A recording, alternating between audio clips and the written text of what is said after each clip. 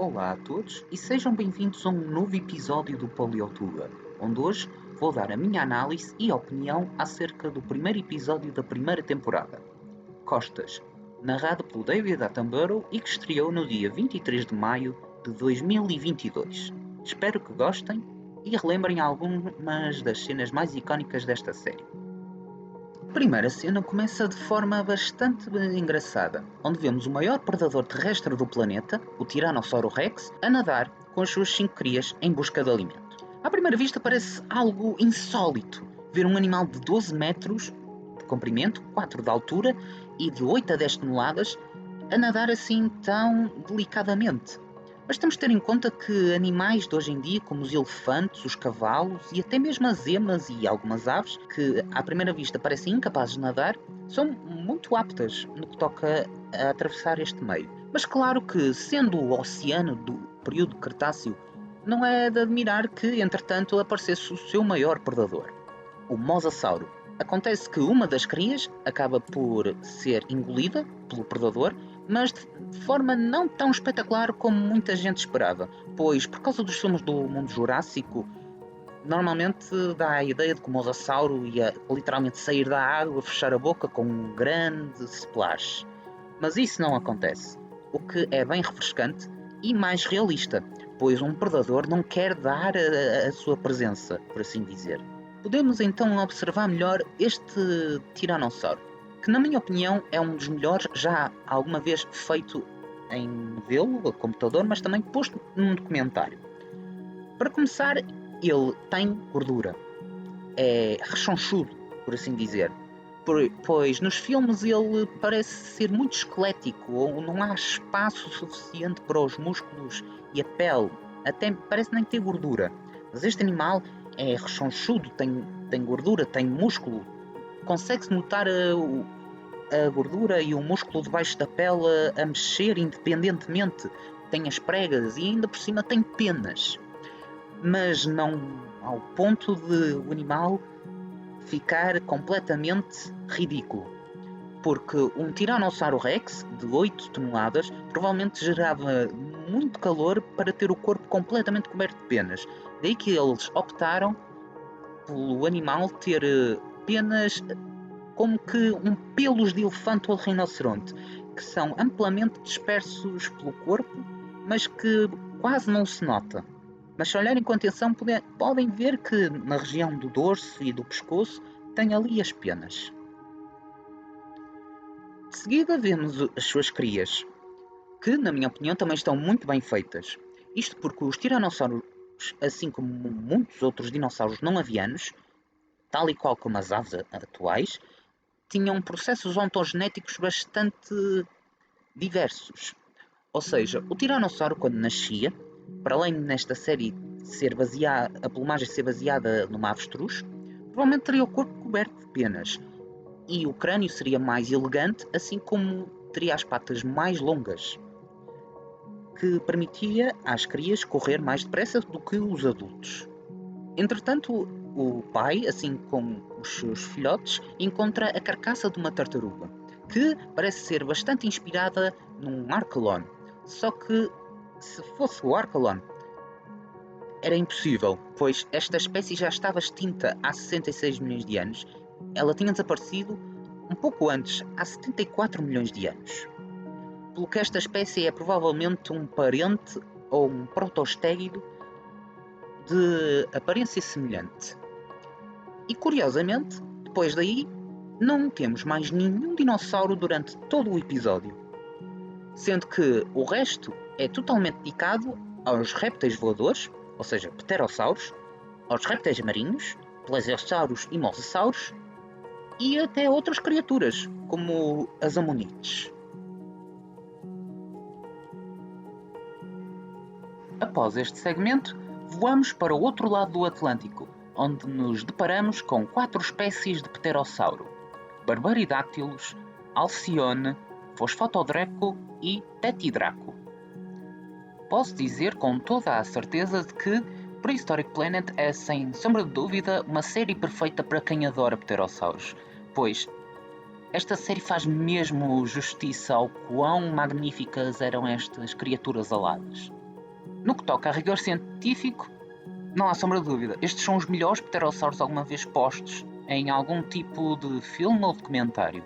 As asas estão de forma correta e dobram-se de forma correta, as mãos estão viradas para trás e têm o corpo completamente coberto de picnofibras, que são basicamente penas, pois acredita-se agora que os pterossauros e os dinossauros tinham um antepassado emplumado em comum. No que toca à primeira espécie que aparece, temos o Tetidraco. O Tetidraco, à primeira vista, parece um pteranodonte, e faz sentido, já que acredita-se que, de acordo com os últimos estudos, que o Tetidraco é um parente próximo do pteranodonte da América do Norte. A segunda espécie que aparece é uma que nem sabia que existia até aparecer nesta série, o Fosfatodraco, que é praticamente uma versão africana de um Quetzalcoatl ou de um Atzegopteryx. Trata-se de um tipo de Asdarquídeo, pterossauros de hábitos essencialmente terrestres, com bicos grandes, sendo que em alguns o bico e o crânio podiam atingir mais de 3 metros de comprimento e as maiores das espécies, nomeadamente o Quetzalcoatlus, podiam atingir os 10 metros de envergadura. É então que chegamos aos protagonistas deste segmento, os filhotes de Alcyone. Ao contrário do Tetidraco, que cuida das suas crias, os alciones põem os seus ovos em locais remotos, nomeadamente na penumbra de penhascos ou de pequenas ilhas, de forma a estarem a salvo dos predadores. Um detalhe que gosto, para além deste comportamento especulativo, é o facto de que eles mencionam que as crias nascem de ovos moles. Os ovos de pterossauro sabemos agora que tinham uma espécie de casca mole, semelhante às que encontramos em ovos de cobra. E um detalhe curioso é que os nictossauros são entre os pterossauros mais especializados para voar, de tal forma que eles nem sequer têm mãos, sendo que é apenas um único dedo que suporta o resto da asa. Após a eclosão, as crias dirigem-se então para um penhasco de forma a poderem ter acesso às correntes de ar, de forma a poderem atingir as florestas onde estarão a salvo durante os primeiros anos de vida.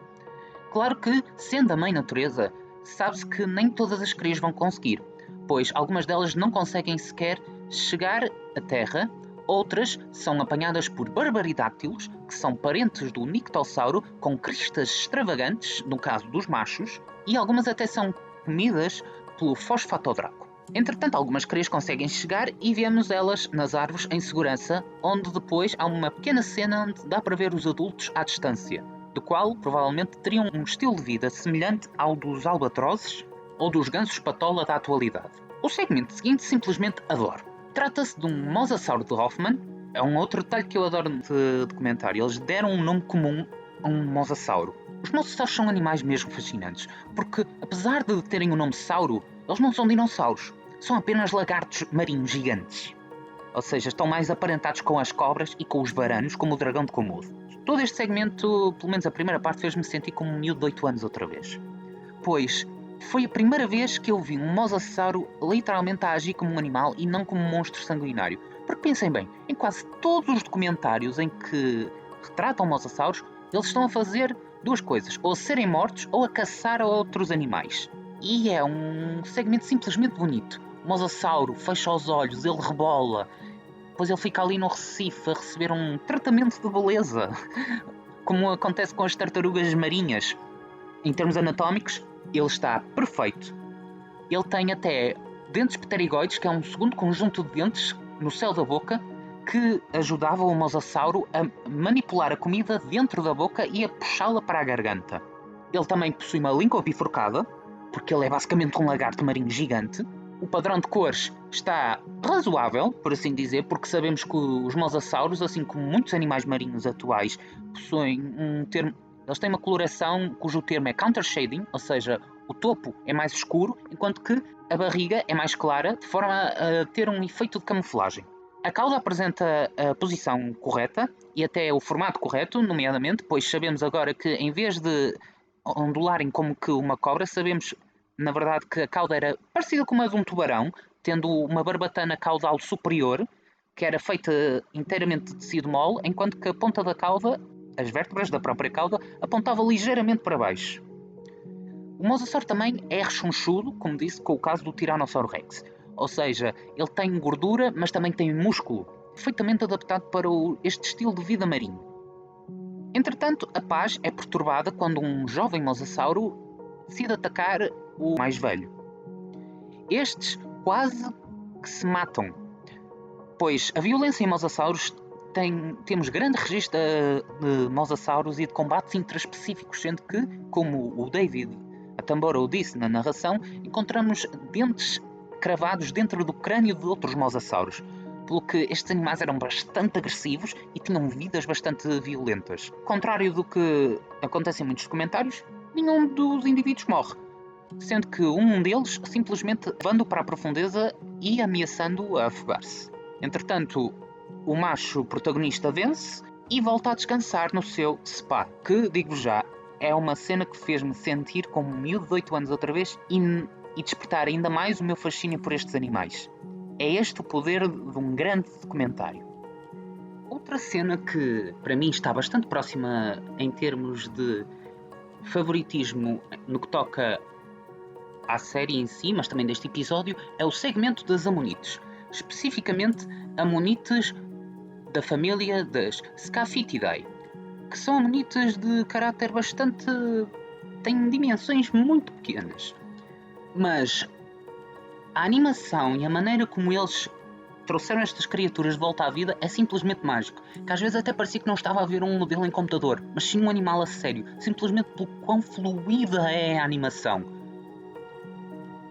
Este segmento é baseado no que os cefalópodes fazem hoje em dia, nomeadamente os chocos, em que eles usam as cores para atrair parceiras.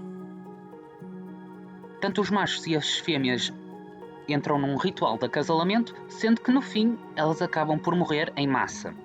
Algo que é um pouco triste, mas que se não fosse isso, não teríamos acesso a tantos espécimes destas criaturas magníficas que, infelizmente, acho que não recebem tanta atenção como os dinossauros e os mosassauros e outras criaturas do Mesozoico, daí que é bom pelo menos ver um segmento dedicado a estas magníficas criaturas. Em Portugal também sei que há muitos registros de amonites, pelo menos no ano passado, quando estive na Lourinhã, havia muitas amonites. Agora, se elas são bioluminescentes ou não, simplesmente não sabemos, porque quase todos os fósseis que temos de amonite são simplesmente moldes das suas conchas. Mas ouvi em algum lado dizer que se descobriu um fóssil excepcional que até preservou o interior de uma amonite. Agora não me estou a lembrar qual é o género, que se alguém se lembrar aí, que ponha nos comentários, mas simplesmente é outro segmento que eu acho fantástico.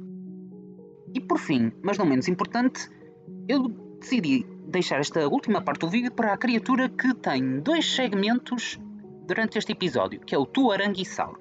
O Tuaranguissauro é um plesiosauro, parente do Elasmossauro, que é comum do hemisfério sul e que, na série, ele percorre a zona da Zelândia, que é um continente que está quase completamente submerso, a não ser pela Nova Zelândia e algumas ilhas em seu redor. Em termos de anatomia e rigor científico, posso dizer que está um animal bastante convincente. Ele tem, como disse ao longo deste episódio, ele tem gordura, é rechonchudo, tem uma forma mais fusiforme e os plesiosauros apresentam comportamentos sociais. Isto porquê? Porque, mais à frente no episódio, nós vemos o nascimento de um plesiosauro, pois estes répteis marinhos davam à luz, não punham ovos, e os bebés nasciam muito bem desenvolvidos.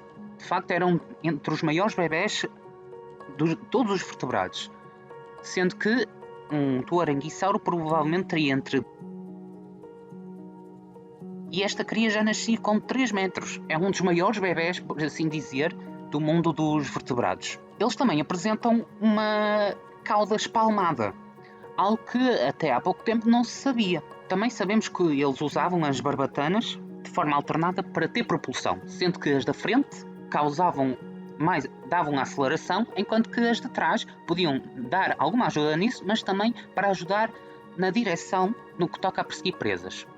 Eles apresentam alguns comportamentos interessantes, nomeadamente o facto de engolirem gastrólitos, pois sabemos que os plesiosauros engoliam gastrólitos para poder ajudar na digestão da presa, e também tem um ritual de acasalamento que é saído literalmente num livro que o Darren Naish, que é um dos paleontólogos principais, assim como o Mark Whitten, são os principais paleontólogos no que toca à equipa de consulta para o documentário, em que os plesiosauros usam os seus pescoços como forma de fortalecer laços sociais, mas também para atrair parceiros.